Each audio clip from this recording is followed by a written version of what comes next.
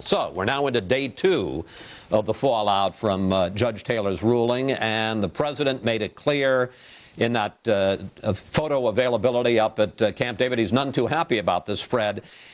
Is it possible to be for the wiretapping of bad guys and still have legitimate doubts about the legality of this warrantless wiretap program? Yeah, that's possible, but it's hard to explain that politically. And Democrats all responded how great it was that this judge had made this ruling. They obviously had not read the decision. It was sloppy. It was poorly argued. It was filled with lines for the press to pick up, you know, about we don't have a king in this country and so on.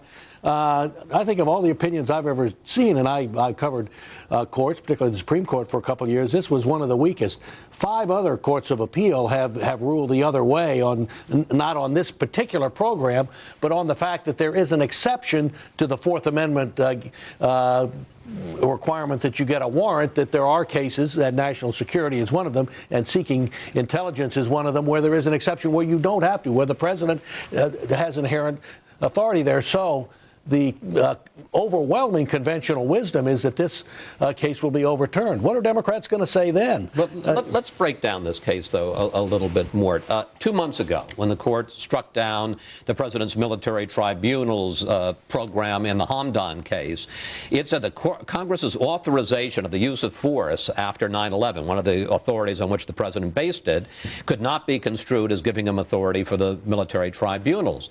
Couldn't you, under the same argument, couldn't the Supreme Court say, well, you know, it didn't, the authorization of the use of force after 9/11 didn't give them the authority for warrantless wiretaps? Well, that's a Fourth Amendment question. And here, in this case, the Fourth Amendment deals with depriving people of their property or their liberty.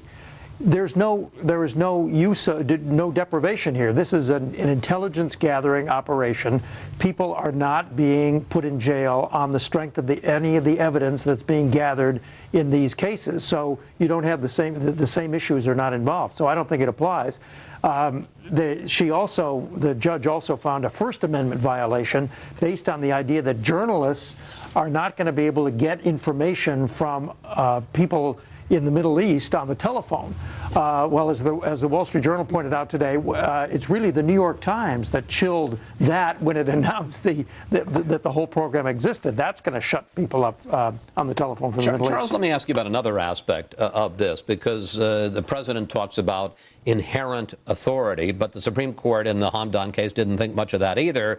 And it said that Congress has not issued the executive a blank check. When you've got a specific congressional law, in this case the 1978 FISA Act, which specifically says you want a wiretap, you got to go to this FISA court to get it,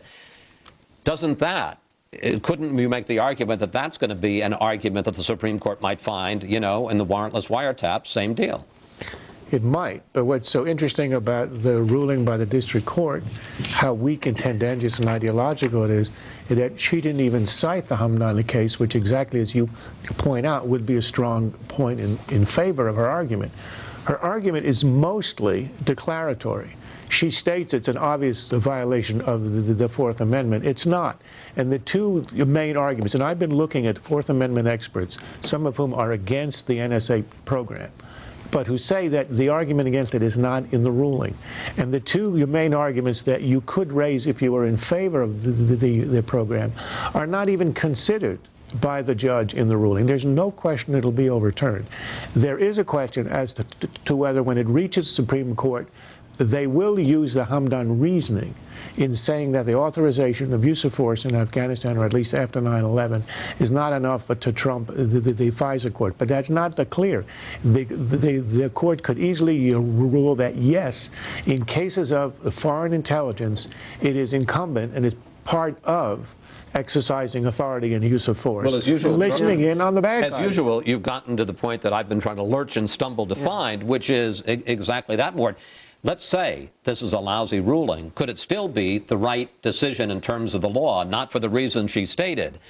In other words, could it be that the Supreme Court ends up agreeing with her, but not for her reasons? Yeah, I question whether the Roberts Court will come down on that side, even though Roberts wasn't involved in the Hamdan decision because he'd been in a previous case. But the balance seems to be pro-government on this court at the moment. But There's one thing that could solve a lot of the problems on the FISA issue, and that is for Congress to get busy and start authorizing this program.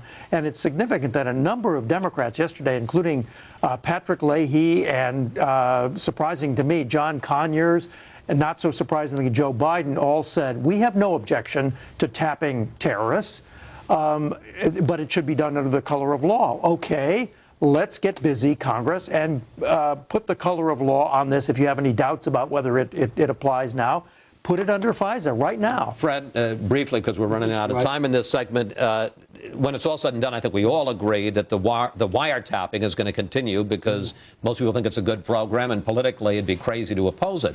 Is it your guess that when it's all said and done, the president's program will be confirmed or overruled? I'm not so sure. I mean, Mort's confidence, the Supreme Court's going to uphold it. I'm not so sure of that. Look, what they would have to do is erase 200 years of presidential authority during wartime under Article 2 of the Constitution. They could say the president doesn't have this authority. They've already, lurched into this area of the president's wartime authority in the Hamdan case. So I hope they don't overturn it, but I'm not.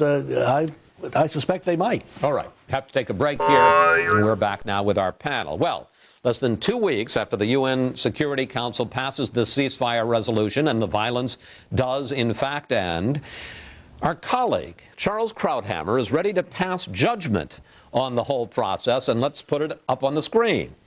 We are headed for a complete repudiation of the bottom line American position.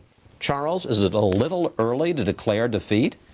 No, because you just have to look and see what's happening in South Lebanon. Our position was no return to the status quo. You look and you see that Hezbollah is in place. The Lebanese army is in place doing nothing. It will not disarm Hezbollah. The UN has announced it's not going to disarm Hezbollah. And worst is, we are not going to have a significant international force. The story here is quite astonishing. It's State Department incompetence and French duplicity. We negotiated a strong resolution originally with the French. Hezbollah says no, Arab League says no, and the French act as the Arab lawyer and negotiate a weaker resolution, which we accept on the grounds that, well, if it's going to be your troops, then you ought to dictate the rules of engagement. And now France announces, well, instead of the 2,000 or more, we're going to send 200 engineers instead, i.e. nothing. And the French Foreign Ministry explains that it doesn't want to have French soldiers out there being shot at with weak rules of engagement, but the French negotiated the weak rules of engagement. So it's the duplicity on the part of the French is truly astonishing, or perhaps I should say truly French, and our accepting it and accepting that resolution, which is now dying in front of our eyes, is a real act of incompetence. You remember how furious Colin Powell was by being snookered by the French before we went into Iraq. I predict that Condi Rice is going to blow her stack at the French now too, or she should. This is perfidy on their part. But as Charles says, what else do you expect? It's it's very French. I would argue that this is worse than the status quo ante, because the Lebanese government, at least you had some hope that they were going to be strong someday. Now they've been exposed as horribly weak. They can't govern their own country. They're weakened, in fact, in relation to Hezbollah by this entire exercise. Hezbollah is strengthened. They're passing out $100 bills in $12,000 chunks all the time. Nobody's competing with them. Nobody can rebuild Lebanon the way they can with Iranian money. So this whole thing has been a disaster so far as I can see. We're pretty close to it. Look, I think part of the problem is the fact that the Bush administration relied on these other countries like France in the first place, which is not a country you want standing behind you. And then there were the moderate Arab states, how they initially had criticized Hezbollah, and when Arab opinion changed, they flipped too, by which I mean Egypt, Saudi Arabia, and Jordan. And then the Lebanese government. I mean, it didn't have to start cheering for Hezbollah just because Israel had moved into South Lebanon. I know there was a lot of bombing, but look, the problem with the Lebanese government is they took no responsibility for Hezbollah, and they should have. So other than that, if I can summarize, you guys think it's a great diplomatic move.